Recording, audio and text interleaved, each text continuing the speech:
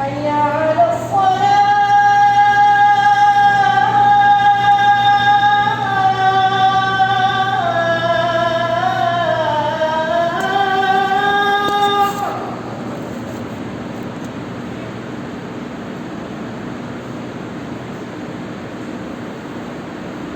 حي على الصلاة.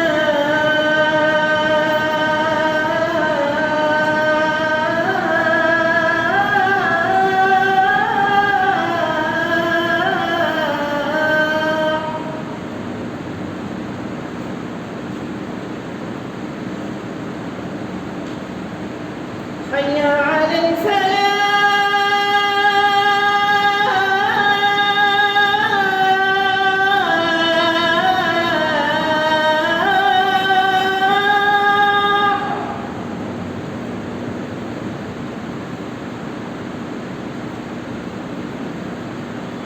حي على الفلاح.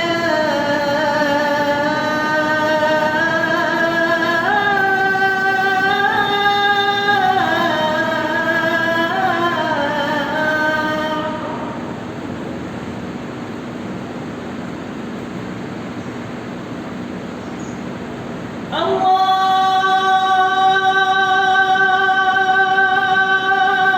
أكبر. الله أكبر.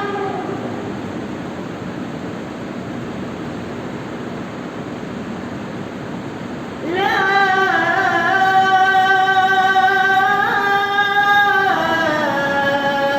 إله إلا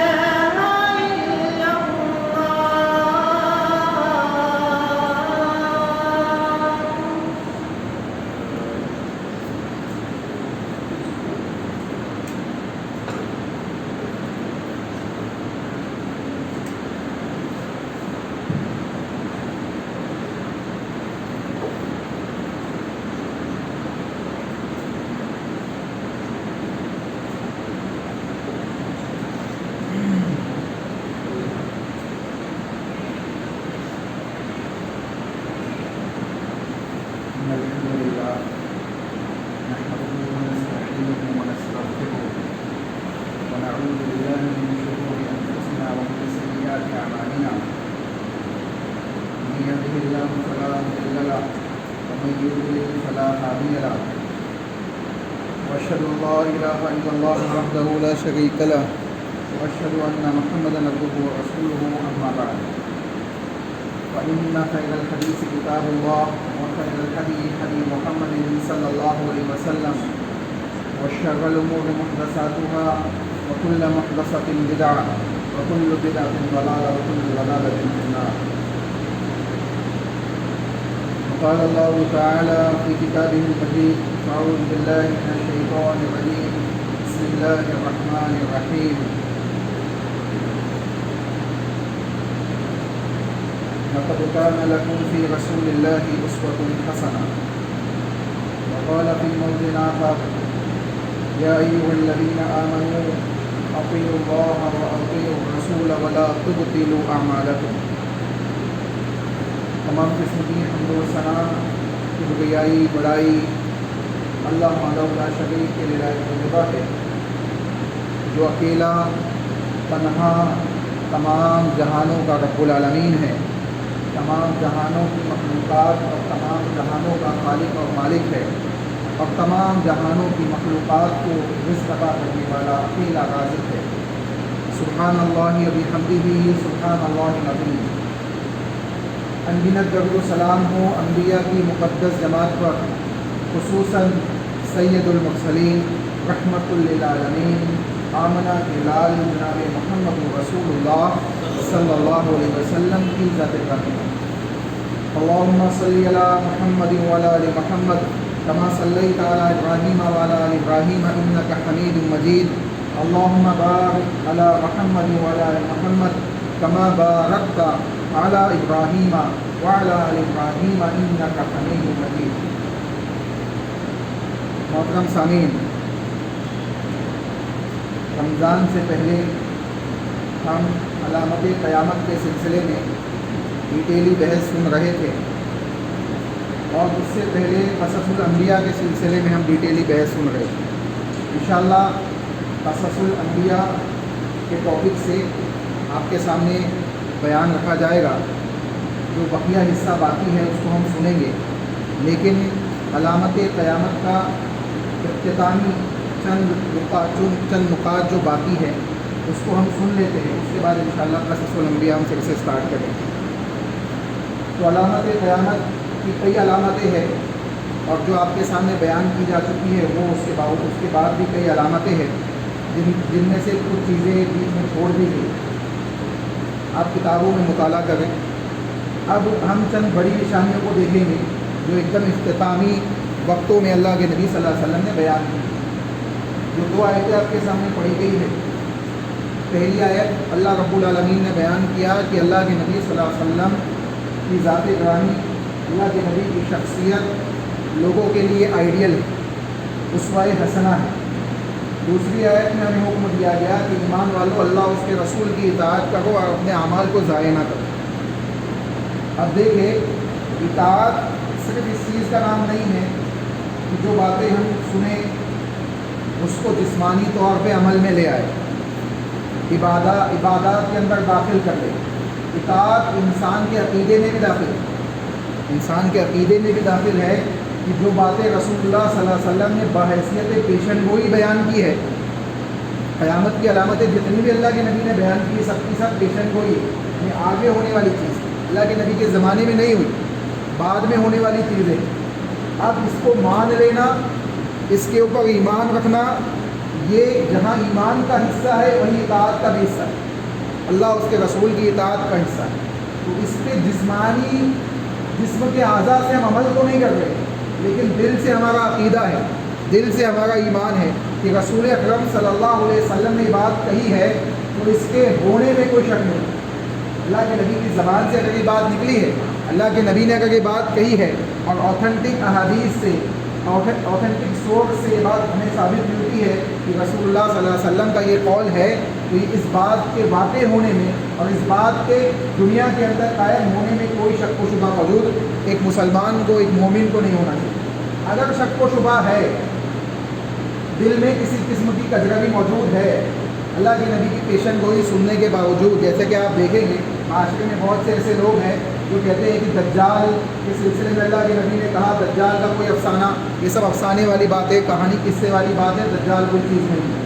ایسے لوگ آپ کو ملیں گے معاشرے کے اندر، یا ان حدیث کی تعویلات کرنے والے لوگ آپ کو ملیں گے۔ تو حقیقت میں یہ اطاعت رسول کے خلاف بھی ہے اور یہ عقیدہ رسول کے خلاف بھی ہے۔ کیوں؟ کیونکہ اللہ کے نبی نے بیان کیا تو وہ دجال بھی واقع ہونا ہے، امام مہدی بھی واقع ہونا ہے، اور عیسیٰ علیہ السلام کا نزول بھی ہونا ہے، اور قیامت کی جو بڑی بڑی نشانیاں رسول اللہ صلی اللہ علیہ وسلم نے بیان کی، مثلا سورج کا دوسری جانب سے نکلنا، یہ تمام چیزیں واقع ہو کے رہے گی، اور اس کے واقع ہونے میں کوئی شک و شبہ نہیں ہونا چاہیے۔ انسان کو چاہیے کہ وہ اپنے ایمان کو مضبوط کرے، اس قسم کی باتوں سے اپنے ایمان کو خراب نہ کرے۔ جہاں ہم بڑی نشانیوں کو دیکھتے ہیں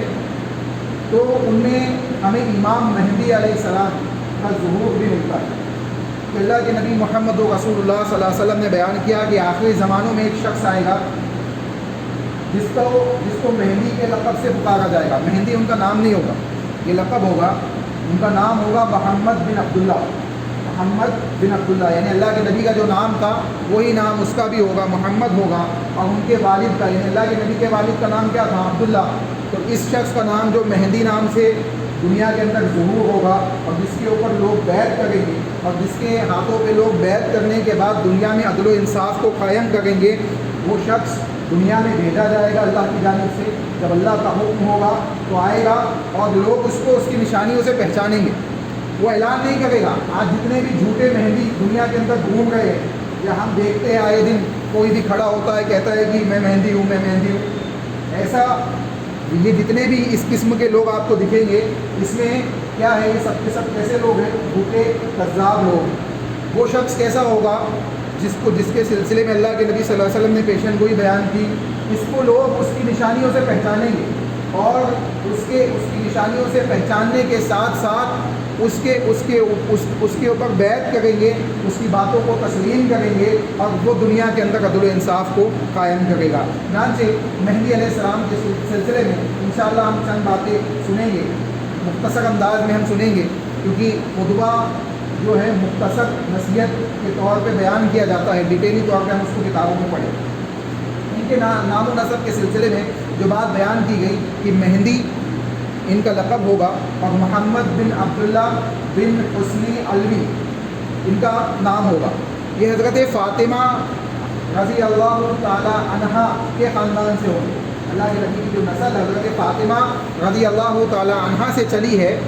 یہ اس نسل سے ہوں گے، اور حضرت فاطمہ کے بیٹے حسن اور حسین میں سے حضرت حسن رضی اللہ تعالیٰ عنہ کی اولاد میں سے ہوں گے۔ حضرت حسن رضی اللہ حسین رضی اللہ تعالیٰ عنہ کی اولاد میں سے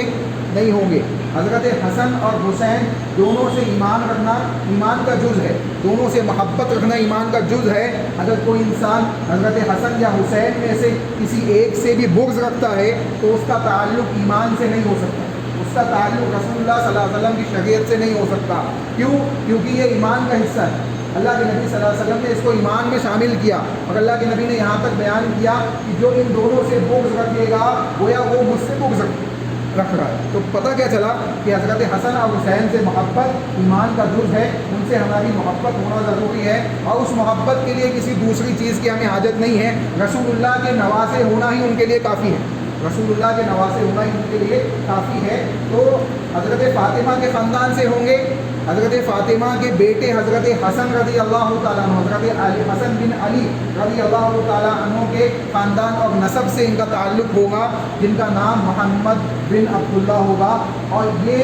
مشرق کی جانب سے ظہور ان کا ہوگا، مشرق کی جانب سے ان کا ظہور ہوگا، جیسے کہ عبداللہ بن مسعود رضی اللہ تعالیٰ عنہ بیان کرتے ہیں کہ رسول اکرم صلی اللہ علیہ وسلم نے ارشاد فرمایا، لو لم يبقى من الدنيا الا يوم لطول الله ذلك اليوم حتى يبعث فيه رجلا مني او من اهل بيتي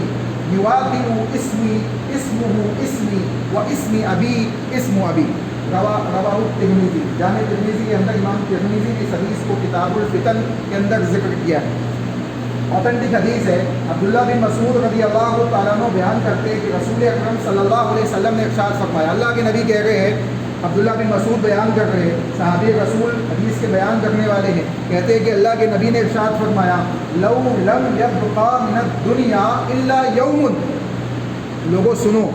یعنی امام مہدی کا آنا کس انداز سے برحق ہے اور کس انداز سے کمپلسری ہے، اللہ کے نبی نے اس کو کتنی تاکید سے بیان کیا، اس کا اندازہ لگائے۔ اللہ کے نبی کہہ رہے ہیں، لو لم یبقى فی الدنیا الا یوم، اگر دنیا کا ایک دن بھی باقی ہو، دنیا کے ختم ہونے میں ایک دن بھی باقی ہوگا، تو اللہ تعالیٰ کیا کرے گا، لطول اللہ یوما ذلک اليوم، تو اللہ تعالیٰ اس دن کو لمبا کر دے گا، اس دن کو لمبا کر دے گا۔ اس کا مطلب ہے کہ اگر ایک دن بھی باقی ہوگا کہ امام مہدی آنے کے ہوں گے تو امام مہدی آئے گا، امام مہدی کے آنے میں کوئی شک و شبہ نہیں ہے۔ تو کیا پتہ چلا کہ امام مہدی کا ظہور ہوگا، لیکن یہ جتنے جھوٹے اور کذاب امام مہدی اس دنیا کے اندر گھوم رہے ہیں، ان سے ہمیں اپنے ایمان کی حفاظت کرنی ہے، ان جیسے لوگوں سے اپنے آپ کو محفوظ رکھنا ہے، اپنے اہل و عیال کو محفوظ رکھنا ہے، تاکہ ان کے فتنے میں مبتلا ہو کر انسان اپنے ایمان کو خراب نہ کرے، اپنے ایمان کو خراب نہ کر لے، اور باضابطہ اہل حق اہل علم کے یعنی جو اہل علم ہوں گے، اہل حق کے اہل علم جو ہوں گے، وہ انشاءاللہ امام مہدی کے جب نشانیوں کو دیکھیں گے تو وہ لوگوں کے سامنے اس چیز کو بیان بھی کریں گے کہ یہ امام مہدی ہے۔ تو یہ اس کی جانب سے یہ بات معلوم پڑتی ہے کہ ان کی نشانیوں کو اللہ رب العالمین لوگوں کے سامنے واضح کرے گا، اور لوگ ان کو تسلیم کریں گے، اور حیثیت خلیفہ ان کو دنیا کے اندر مانا جائے گا۔ اور دنیا کا عالم یہ ہوگا کہ دنیا کا کوئی خطہ ایسا نہیں بچے گا کہ جہاں ظلم و ستم، ظلم و زیادتی اور تاریخی شرک و بدعات کی موجود نہ ہوگی، یعنی مختلف انداز سے لوگ گمراہیوں کے دلدل میں ظلم و ستم میں ڈوب چکے ہوں گے، اور یہ امام مہدی جب آئیں گے تو یہ عدل و انصاف سے ان تاریخیوں کو ختم کریں گے اور پوری دنیا کے اندر عدل و انصاف کو قائم کریں گے۔ چنانچہ رسول اکرم صلی اللہ علیہ وسلم نے بیان کیا کہ اگر ایک دن بھی دنیا کا باقی ہوگا تو اللہ تعالیٰ کیا کرے گا، اس دن کو بڑا کر دے گا، اس دن کو لمبا کر دے گا، حتیٰ یبعث فیہ رجل، یہاں تک کہ اس دن ایک آدمی کو بھیجا جائے گا، ایک آدمی کو بھیجا جائے گا جو مجھ میں سے ہوگا، منی یعنی میرے خاندان میں سے ہوگا، یا اللہ کے نبی نے یہ کہا او من اہل بیت، یا میرے اہل بیت میں سے، یا میرے اہل بیت میں سے ہوگا۔ بعض لوگ یہ سمجھتے ہیں کہ خاندان صرف لڑکوں سے چلتا ہے، خاندان صرف لڑکوں سے چلتا ہے۔ اللہ کے نبی صلی اللہ علیہ وسلم کا خاندان دیکھے بیٹیوں سے چل رہا ہے۔ اللہ کے نبی کا خاندان کس سے چل رہا ہے؟ آپ کی بیٹیوں سے، اور آپ کی بیٹیوں میں سے بھی حضرت فاطمہ رضی اللہ تعالی عنہا سے چل رہا ہے۔ کیا معلوم پڑ رہا ہے کہ اللہ کے نبی کہہ رہے کہ میرے مجھ میں سے ہوگا یا میرے اہل بیت میں سے ہوگا، تو بیٹی کسی کے گھر دے دینے سے اس کا مطلب یہ نہیں ہوگا کہ بیٹی کا تعلق آپ سے ٹوٹ گیا ہے۔ بیٹی کا تعلق آپ سے ٹوٹ گیا ہے۔ کل قیامت کے دن جب اللہ رب العالمین لڑکے اور لڑکیوں کو جب جمع کیا جائے گا تو فلاں بن فلاں جو کہا جائے گا وہ باپ ہی کا نام بیٹی اور بیٹیوں کے ساتھ جوڑا جائے گا، شوہر کا نام نہیں جوڑا جائے گا۔ نسبت باپ کی طرف ہی ہوگی، نسبت باپ کی طرف ہی ہوگی۔ اگرچہ شادی کے بعد کاغذی طور پہ بعض ممالک کے قوانین کے تحت خواتین کا نام اس کے مرد کے ساتھ، اس کے آدمی کے ساتھ جوڑ دیا جاتا ہے، یہ قانونی ایک پیپر ورک ہوتا ہے جو آپ ملکی اعتبار سے اس کو انجام دے سکتے ہیں، لیکن نسبتی اعتبار سے کسی خاتون کا نام اس کے باپ کی جانب ہی نسبت دینا چاہیے۔ مثال کے طور پہ اللہ کے نبی صلی اللہ علیہ وسلم کی بیٹی ہے حضرت فاطمہ، تو کبھی یہ نہیں کہا گیا کہ فاطمہ علی، یہ نہیں کہا گیا، بلکہ فاطمہ بنت محمد کہا جاتا ہے، فاطمہ بنت محمد۔ جبکہ حضرت علی آج ہم کیا کرتے ہیں، ہم اپنی بیویوں کا نام اپنے ساتھ جوڑ کے آدھار کارڈ وغیرہ میں بھی بنتا ہے کسی انداز سے، خیر وہ ایک پیپر ورک ہے، اور وہ اگر ضروری ہے تو اس کے انجام دینے میں ایک مجبوری ہے انسان کی، اس کو پیپر کے طور پہ انسان انجام دے سکتا ہے، اس میں کوئی اچھی بات نہیں ہے۔ اسلام مجبوری کے طور پہ اس کی اجازت آپ کو دیتا ہے، لیکن جہاں نسبت دینے کی بات آئے گی، جہاں بیان کرنے کی بات آئے گی، لوگوں کے سامنے پیش کرنے کی بات آئے گی، تو ہم یہی کہیں گے کہ یہ فلاں بنت فلاں ہے، یہ فلاں بنت فلاں ہے، یہ میری بیوی تو ہے لیکن یہ فلاں بنت فلاں ہے، اس کے والد کا نام، یعنی نسبت انہی کی جانب دی جائے گی، نسبت اپنی جانب نہیں دی جائے گی۔ چنانچہ رسول اکرم صلی اللہ علیہ وسلم کی بیٹی حضرت فاطمہ رضی اللہ تعالی عنہ کے خاندان سے ہوں گے۔ اللہ کے نبی نے کہا کہ مجھ میں سے ہوں گے یا میرے اہل بیت میں سے ہوں گے، میرے اہل بیت میں سے ہوں گے۔ یواقع اسمہ اسمی، ان کا نام میرے نام کے ہم مثل ہوگا۔ اللہ کے نبی خود بتا رہے کہ جیسے میرا نام محمد ہے، اس کا نام بھی کیا ہوگا؟ محمد ہی ہوگا۔ جو مہدی آئے گا، امام مہدی، ان کا نام بھی محمد ہی ہوگا۔ وہ اسم ابی ہی اسم ابی، اور ان کے والد کا نام میرے والد کے نام کی طرح ہوگا، یعنی جیسے میرے والد کا نام عبداللہ ہے تو ان کے والد کا نام بھی عبداللہ ہوگا، یعنی محمد بن عبداللہ، محمد بن عبداللہ۔ چنانچہ رسول اکرم صلی اللہ علیہ وسلم نے واضح طور پہ بات بیان کر دی کہ یہ کس انداز سے ایک شخص ظاہر ہوگا جس کو لوگ پہچانیں گے، اور مشرق کی جانب سے ظاہر ہوگا۔ آپ یہ جو سائڈ ہے یہ مغرب ہے، مشرق کا سائڈ یہ ہے، مشرق کا سائڈ یہ ہے ہمارے اعتبار سے۔ کعبۃ اللہ میں جائیں گے تو ڈائریکشن چینج ہو جائے گا، وہاں کے حساب سے ہم دیکھیں گے۔ چنانچہ اللہ کے نبی صلی اللہ علیہ وسلم نے مشرق کی جانب سے اس کے ظہور کا اعلان کیا، پیشن گوئی کے طور پہ ہمارے سامنے بات بیان کی۔ دوسری چیز اس حدیث سے جو ہمیں معلوم پڑتی ہے کہ حضرت حسن رضی اللہ تعالیٰ عنہ کے خاندان سے ہوں گے، حضرت اللہ کے نبی کے اہل بیت میں سے ہوں گے، اور حضرت حسن کے خاندان سے ہوں گے۔ حضرت حسن کے خاندان سے ہونے سے ان کا کیا تعلق ہے، کیا حکمت ہو سکتی ہے؟ حضرت حسن رضی اللہ تعالیٰ عنہ کے زمانے کو دیکھیے، جب حضرت امیر معاویہ رضی اللہ تعالیٰ عنہ اور حضرت علی رضی اللہ تعالیٰ عنہ کے درمیان اختلافات ہوئے، اور حضرت علی رضی اللہ تعالیٰ عنہ کے انتقال کے بعد معاشرے کے اندر دو قسم کی حکومت تھی، ایک حضرت امیر معاویہ کی حکومت تھی، اور دوسری جانب حضرت حسن بن علی رضی اللہ تعالیٰ عنہ کی حکومت تھی۔ اور اللہ کے نبی صلی اللہ علیہ وسلم نے حضرت حسن کے سلسلے میں یہ پیشن گوئی حدیث کے اندر بیان کی کہ میرا یہ بیٹا، اللہ کے نبی نے کہا کہ میرا یہ بیٹا دو بڑی جماعتوں کے درمیان صلح کا ذریعہ بنے گا۔ حضرت حسن رضی اللہ تعالیٰ عنہ حضرت علی کے مقام پہ لوگوں کے یعنی منصب پہ فائز ہوئے، اور جب 6 مہینے گزر گئے، 6 مہینے تک حضرت حسن بن علی رضی اللہ تعالیٰ عنہ نے اس مقام منصب کو سنبھالا، لیکن 6 مہینے کے بعد لوگوں کے اتحاد و اتفاق کو قائم کرنے کے لیے حضرت امیر معاویہ کے پاس جا کے بیعت کر لی اور اپنے منصب سے دستبرداری کر دی، یعنی اپنے آپ کو سبکدوش کر دیا، حضرت امیر معاویہ کے ہاتھ میں ان کی خلافت کی بیعت کر لی۔ چنانچہ یہاں پہ دیکھے 2 بڑی جماعتوں کے اندر جو اختلاف تھا اس کو ختم کرنے کے لیے اپنے منصب کو حضرت حسن رضی اللہ تعالیٰ عنہ نے چھوڑ دیا، اور اللہ کی رضا کے لیے کوئی ایسے کام کو جب انسان چھوڑتا ہے، ایسے مناسب کو چھوڑتا ہے، تو اللہ رب العالمین اس کو مزید خیر و برکت عطا فرماتا ہے، مزید اس کے معاملات کو بلند کرتا ہے۔ تو اہل علم نے، علامہ ابن قیم وغیرہ نے یہ بات بیان کی کہ یہی وہ خیر و برکت ہے کہ انہی کے نسل سے اللہ رب العالمین امام مہدی علیہ السلام کو کا ظہور فرمائے گا۔ چنانچہ دوسری حدیث میں ابو سعید الخدری رضی اللہ تعالیٰ عنہ بیان فرماتے ہیں، اللہ کے نبی جناب محمد رسول اللہ صلی اللہ علیہ وسلم ارشاد فرماتے کہتے ہیں کہ اللہ کے نبی نے بیان کیا،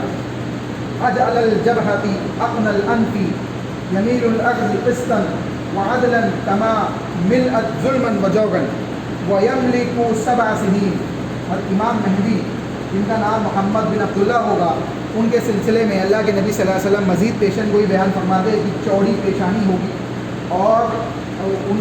کے معاملات اس انداز سے ہوں گے کہ زمین کے اندر جب وہ ظاہر ہوگے تو زمین ظلم و جور سے بھر چکی ہوگی، کیا وہ جانب ظلم و ستم موجود ہو۔ آپ دیکھیں دنیا کا کوئی حصہ ایسا موجود نہیں ہے جہاں ظلم و ستم موجود نہیں، مختلف انداز سے ظلم و ستم دنیا کے مختلف مقامات پہ اسٹارٹ ہو چکے ہیں، کہیں اسٹارٹ ہوتے ہیں ختم ہو جاتے ہیں، پھر اسٹارٹ ہوتے ہیں پھر ختم ہو جاتے ہیں، لیکن کوئی ایک زمانہ آئے گا جب دنیا کا کوئی حصہ ظلم و ستم سے باقی نہیں بچے گا۔ فلسطین کا معاملہ آپ کے سامنے موجود ہے، دنیا کے دوسرے مختلف مقامات کے معاملات آپ کے سامنے موجود ہیں، جہاں مختلف انداز سے مظلومین کے اوپر، مسلمین کے اوپر، اہل ایمان کے اوپر ظلم و ستم کیا جا رہا ہے اور ان کو ستایا جا رہا ہے، امن و امان سے اپنی عبادات کو بجا لانے والوں کو ستایا جا رہا ہے۔ تو ایسے تمام معاملات دنیا کے تمام 4 جانب پھیل جائیں گے اور دنیا کے اندر ظلم و ستم کا بول بالا ہو چکا ہوگا۔ اس عالم میں امام مہدی کا ظہور اللہ رب العالمین کرے گا۔ یہ ظہور کا مطلب یہ نہیں کہ اوپر سے نازل ہوں گے، وہ پیدا ہوں گے، ان کے بھی والد ہوں گے، والدہ ہوگی۔ بعض لوگوں نے یہ بھی بیان کیا کہ جیسے ان کے والد کا نام عبداللہ ہوگا، ان کی والدہ کا نام آمنہ ہوگا۔ یہ بات بھی اہل تفسیر، اہل سیرت نے بیان کی ہے۔ بہرحال حدیث میں ہم کو والد کا نام ملتا ہے تو ہم محمد بن عبداللہ پہ ہی اتفاق کرتے ہوئے آگے بڑھتے ہیں۔ اللہ کے نبی محمد رسول اللہ صلی اللہ علیہ وسلم نے ارشاد فرمایا کہ زمین میں ظلم و ستم پھیل چکا ہوگا۔ یہ ظلم و ستم جب پھیل جائے گا، امام مہدی کا ظہور ہوگا تو وہ کیا کریں گے؟ قسطا وعدلا کما ملأت ظلما وجورا، اپنے عدل و انصاف سے اس ظلم و ستم کو اس انداز سے ختم کر دیں گے، جیسے چاروں جانب ظلم و ستم پھیلا ہوا تھا ویسے ہی چاروں جانب عدل و انصاف پھیل جائے، ویسے ہی چاروں جانب عدل و انصاف پھیل جائے گا، یہاں تک کہ 7 سال تک زمین میں حکومت کرے گا۔ 7 سال تک اللہ رب العالمین ان کو خلافت عطا کرے گا اور 7 سال تک لوگوں کی خلافت کو وہ انجام دیں گے، اور مشرق کی جانب سے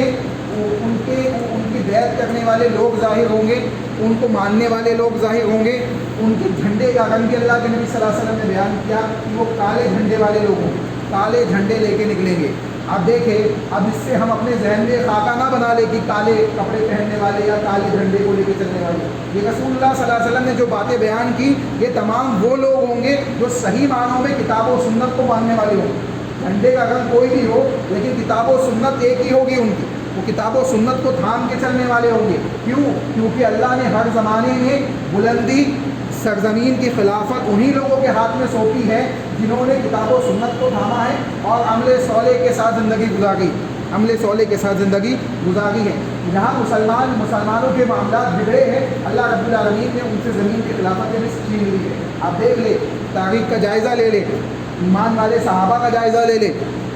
صحابہ کا جائزہ لے لیں تو آپ کو معلوم پڑے گا کہ مظلوم اور مقہور لوگ تھے، یہاں تک کہ بزدلی کا یہ عالم تھا، ایمان سے پہلے ان کی بزدلی کا یہ عالم تھا کہ ہاتھی والے لشکر جب داخل ہوئے تو مکہ کو چھوڑ کے کہاں چلے گئے؟ پہاڑیوں میں چھپ گئے، پہاڑیوں میں چھپ گئے۔ اور عبد المطلب جو اللہ کے نبی صلی اللہ علیہ وسلم کے دادا ہے، عبد المطلب ابرہہ کے پاس جاتے ہیں اور ابرہہ کے پاس جانے کے بعد کیا کہتے ہیں کہ میں تمہارے پاس اپنے 200 اونٹوں کا سوال کرنے آیا ہوں، جو اونٹ تم نے میرے قبضہ کر لیے اسے واپس کر دو۔ ابرہہ کہتا ہے عبد المطلب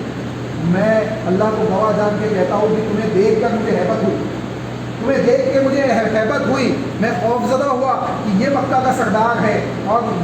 میں تم سے ہیبت زدہ ہو گیا، لیکن تم نے جو سوال کیا، تم نے جس چیز کو مانگنے کے لیے تم میرے پاس آئے ہو، اس کو دیکھ کر، اس کو سن کر تمہاری پوری ہیبت ختم ہو گئی۔ یعنی تم کعبہ کی حفاظت کے لیے نہیں آئے ہو، بلکہ اپنے اونٹوں کی حفاظت کے لیے آئے ہو، اپنے اونٹوں کا سوال کرنے کے لیے آئے ہو۔ عبدالمطلب نے بیان کیا کہ میں اپنے اونٹوں کا مالک ہوں، مجھے وہ عطا کر دو۔ کعبہ کا مالک اللہ رب العالمین ہے، تم کعبہ کو کچھ نہیں کر سکتے، اس کی حفاظت کرنے والی ذات اللہ کی ہے۔ یہ وہ مکہ والے تھے کہ جب ابرہہ کے ہاتھیوں کے لشکر نے مکہ المکرمہ میں حملہ کیا، کیونکہ ان کے درمیان شرک موجود تھا، کیونکہ یہ مشرکانہ اعمال کے ساتھ زندگی گزارتے تھے، کیونکہ یہ ان کا توکل اللہ کی ذات کے اوپر نہیں تھا، ان لوگوں نے کعبۃ اللہ کو چھوڑ دیا، تنہا چھوڑ دیا۔ اللہ نے ابابیل کے لشکر کو بھیج دیا اور کعبہ کی حفاظت کر دی۔ اور یہی وہ مکہ والے تھے، یہی وہ نسلیں تھیں جن سے آگے چل کے جنگ بدر پیش آئی، جو 313 کی تعداد میں تھے، لیکن جن کا ایمان تھا، جن کی توحید تھی، اللہ کے اوپر یقین اور توکل تھا، وہ بھڑ گئے اور انہوں نے فتح یابی حاصل کی، اور اللہ نے اس کو مثال بنا دی کہ 313 کو بھی ہم ہزاروں کے لشکر کو غالب کر سکتے ہیں۔ شرط یہ ہے کہ ایمان مضبوط ہو، توکل مضبوط ہو، اللہ کی توحید مضبوط ہو۔ مشرکانہ معاملات کو انجام دیتے ہوئے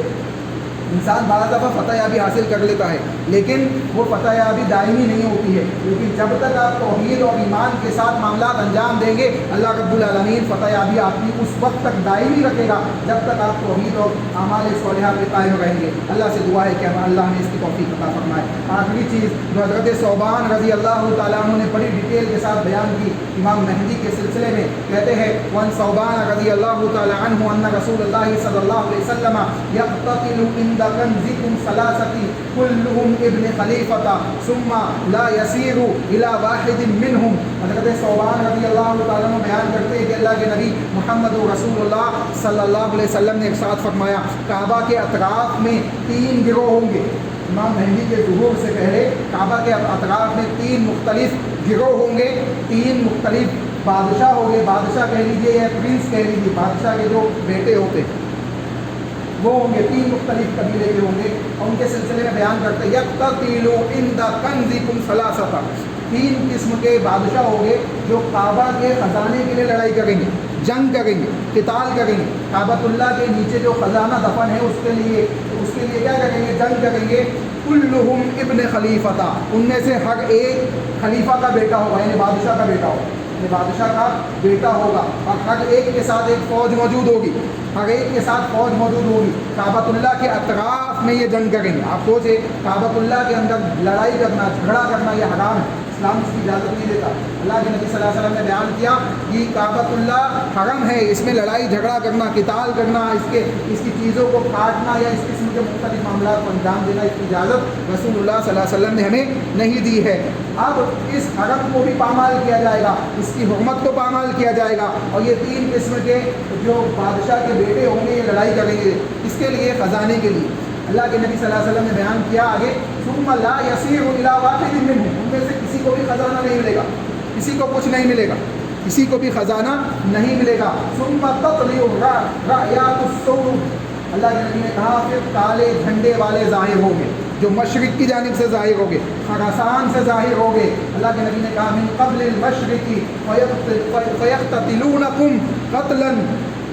لم یقتلوہ قوم، وہ پھر ان سے قتال کریں گے، ان سے لڑائی کریں گے، اور اس انداز سے ان کو قتل کریں گے کہ اس سے پہلے کسی کو قتل نہیں کیا گیا ہوگا۔ یعنی وہ جو لوگ ہوں گے، 3 قسم کے لوگ، 3 بادشاہوں کے بیٹے جو ظلم و ستم کے معاملات مکہ المکرمہ میں انجام دیں گے، جو کعبۃ اللہ کے اطراف میں لڑائی جھگڑے کریں گے اور ظلم و ستم کے معاملات لوگوں کے ساتھ انجام دیں گے۔ آپ دیکھیں یہ مسلمان ہی ہیں،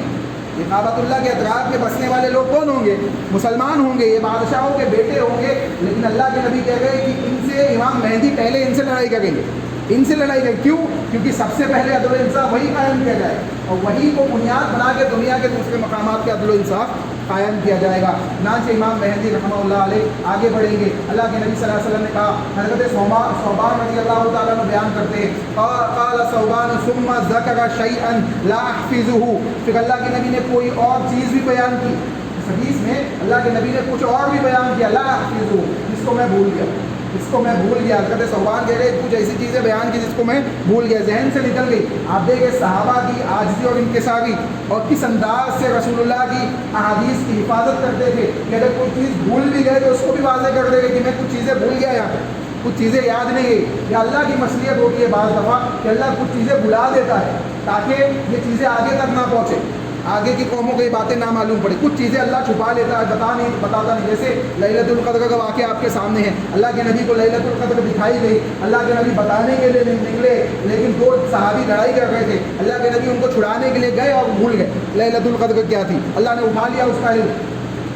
کا علم اللہ نے اٹھا لیا. تو اب اٹھا لیا تو امت کے لیے فائدہ کیا تھا کہ 5 راتوں میں جاگ کے عبادت کریں. جہاں 1 رات جاگ کے عبادت کرنی تھی اب 5 رات جاگ کے عبادت کرنی ہے. 1 رات تو مل ہی جائے گی لیکن 4 رات کی ایکسٹرا عبادت بھی مل جائے گی. تو یہ اس کی حکمت تھی بڑی. چنانچہ اللہ بعض چیزیں اللہ رب العالمین اٹھا لیتا ہے. اب اگر صحابی کے دل سے اٹھا لی, وہ بھول گئے, تو یہ بھی ممکن ہے کہ ہمیں اللہ کی مصلیت یہ ہو کہ اللہ آگے تک وہ بات پہنچانا ہی نہ چاہتا ہو. چنانچہ آگے بیان کیا گیا وقال فإذا رأيتموه فبايعوه ولو حبوا على الصليب. اللہ کے نبی صلی اللہ علیہ وسلم نے بیان کیا کہ اگر تم ان کو پالو, کچھ لشکر والوں کو پالو, کالے جھنڈے والوں کو پالو, امام مہدی کے لشکر کو پالو,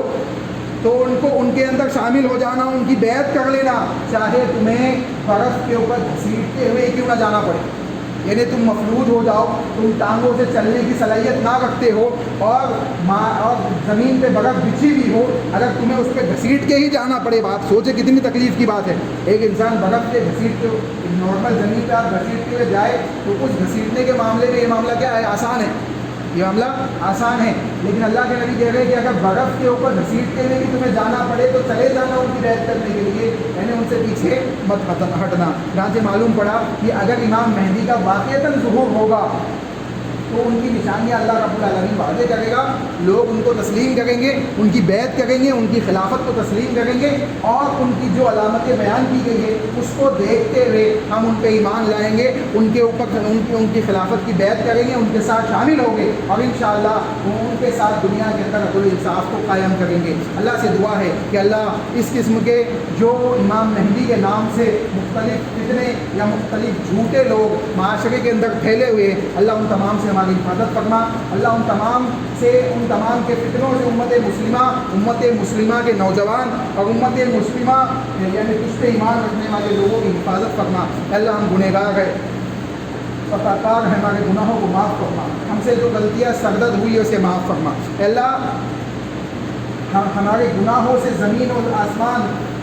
سمندر, خشکی, تمام چیزیں بھر چکی ہے. ہمارے گناہوں سے تمام چیزیں کالی اور سیاہ ہو چکی ہے, ہمارے دل تک سیاہ ہو چکے ہیں. اے اللہ ہم تجھ سے توبہ و استغفار کرتے ہیں, تجھ سے توبۃ النصوحہ کرتے ہیں. اے اللہ ہم تجھ سے توبہ کرتے ہیں کہ تو ہمارے گناہوں کو معاف فرما اور ہمارے دل کو معصوم بنا دے, جیسا یہ پیدا ہوتے وقت تھا, جیسا یہ صاف و شفاف تھا, جیسا یہ معصوم تھا. اے اللہ اس دل کو واپس سے ویسا بنا دے تاکہ ہم اسی دل اور اسی تقوی کے ساتھ تیری عبادات کو بجا لائے, اسی خلوص اور للہیت کے ساتھ تیرے معاملات کو ادا کر سکے. اے اللہ ہم گنہگار ہیں, خطا کار ہیں, ہماری خطاؤں کو معاف فرما. اے اللہ جو گناہ ہم نے تنہائی میں کیے اسے بھی معاف فرما. اے اللہ جو گناہوں کو ہم جانتے ہیں اسے بھی معاف فرما. اے اللہ جن گناہوں کو ہم نہیں جانتے اسے بھی معاف فرما. اے اللہ جن گناہوں کو ہم نہیں جانتے لیکن تو ہر چیز کو جاننے والا ہے, اے اللہ ان تمام گناہوں کو معاف فرما. اے اللہ جو ظاہر ہے, جو چھپے ہوئے ہیں, جو ڈھکے ہوئے ہیں, اللہ ان سب کو معاف فرما. اے اللہ جیسے تو نے اس دنیا کے اندر ہماری عزت و عفت کی حفاظت کی ہے,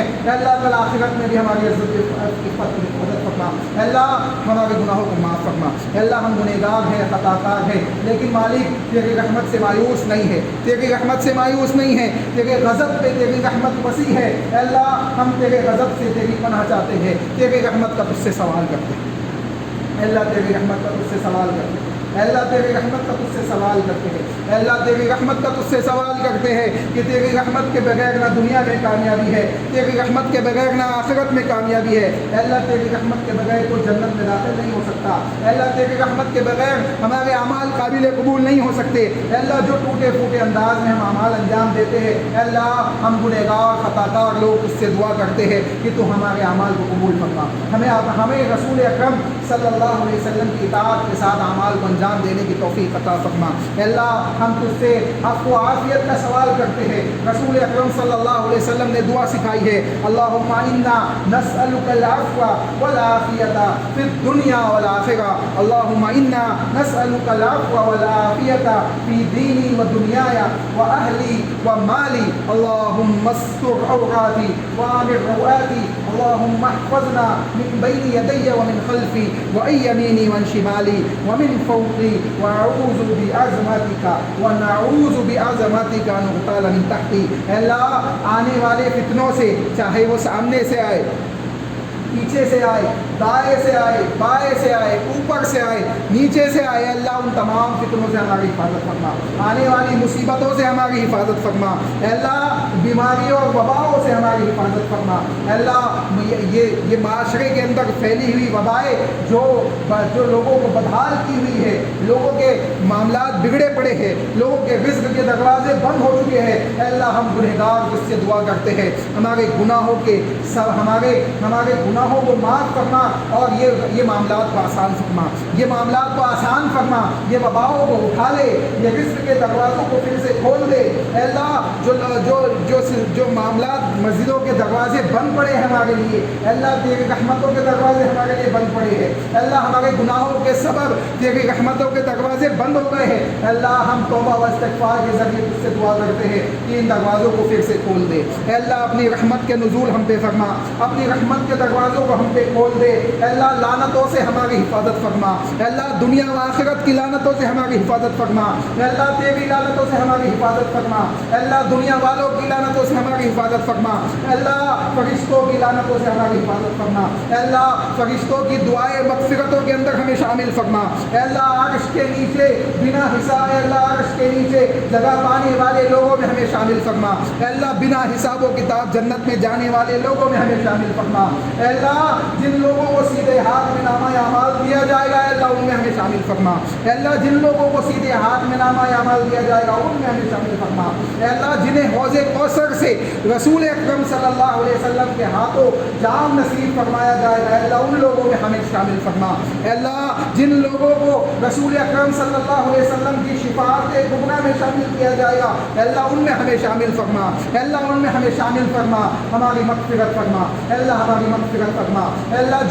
جو لوگ کامیاب ہونے والے ہیں، جہنم سے بچ کر جنت میں داخل ہونے والے ہیں، اے اللہ اولین مرحلے میں جنت میں داخل ہونے والے ہیں، اے اللہ ان خوش نصیب جنتیوں میں ہم گنہگاروں کو شامل فرما، اے اللہ ان خوش نصیب جنتیوں میں ہم گنہگاروں کو شامل فرما، اے اللہ ان خوش نصیب جنتیوں میں ہم گنہگاروں کو شامل فرما، اے اللہ جہنم کی ادنا سی چنگاری بھی برداشت کرنے کی ہماری طاقت نہیں ہے، اے اللہ جہنم کی ادنا سی چنگاری بھی برداشت کرنے کی ہماری طاقت نہیں ہے، اے اللہ جہنم کے کلی عذاب سے ہم تمام کی حفاظت فرما، اے اللہ جہنم کے کلی عذاب سے ہم تمام کی حفاظت فرما، اے اللہ جہنم کے کلی عذاب سے ہم تمام کی حفاظت فرما، اے اللہ عذاب قبر سے ہم تمام کی حفاظت فرما، اے اللہ عذاب قبر سے ہم تمام کی حفاظت فرما،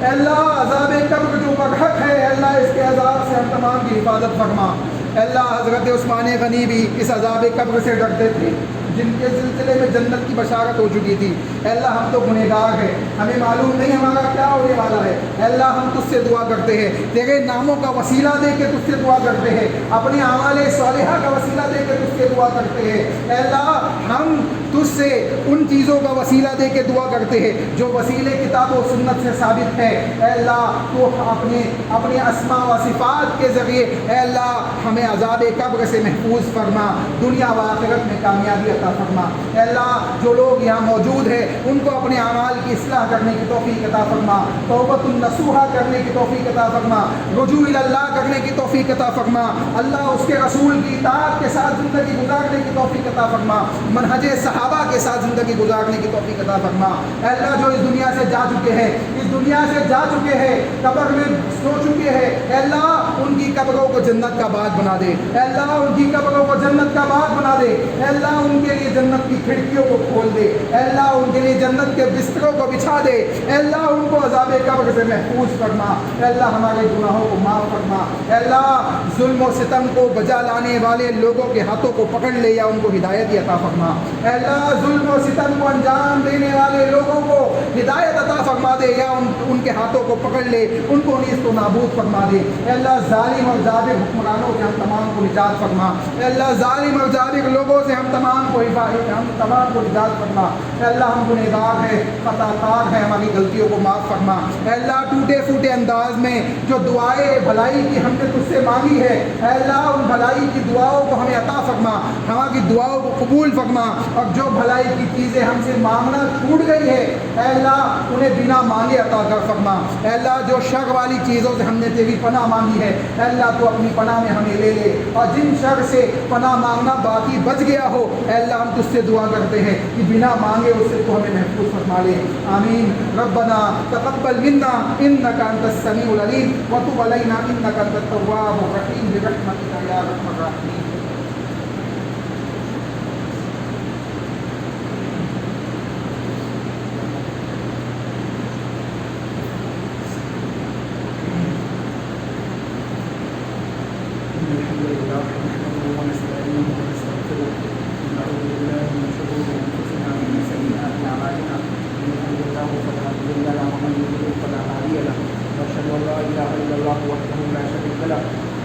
واشهد ان محمدا عبده ورسوله، وما بعد فاعوذ بالله من الشيطان الرجيم، بسم الله الرحمن الرحيم،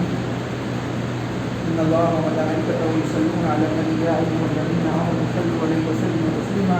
اللهم صل على محمد وعلى ال محمد كما صليت على ابراهيم وعلى ال ابراهيم انك حميد مجيد، اللهم بارك على محمد وعلى ال محمد كما باركت على ابراهيم وعلى ال ابراهيم انك حميد مجيد۔ عباد الله رحمكم الله، ان الله يأمر بالعدل والإحسان وإيتاء ذي القربى وينهى عن الفحشاء والمنكر والبغي يعظكم لعلكم تذكرون، قوموا إلى الصلاة۔